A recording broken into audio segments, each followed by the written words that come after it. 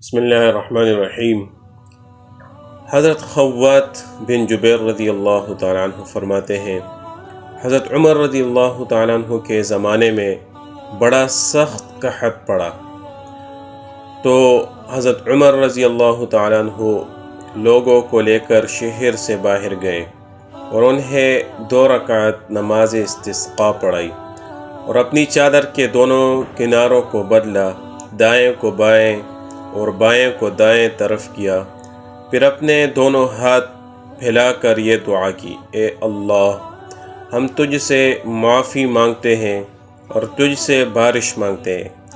حضرت عمر رضی اللہ تعالیٰ عنہ کے اس جگہ سے ہٹنے سے پہلے ہی بارش شروع ہو گئی اور خوب بارش ہوئی۔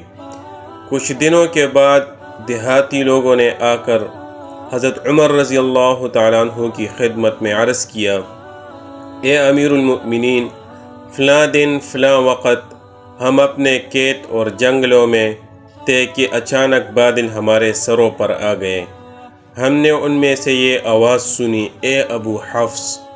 یہ حضرت عمر رضی اللہ تعالیٰ عنہ کی کنیت تھی کہ اے ابو حفص آپ کے پاس مدد آ گئی، اے ابو حفص آپ کے پاس مدد آ گئی۔ Hey there. Subscribe to my channel.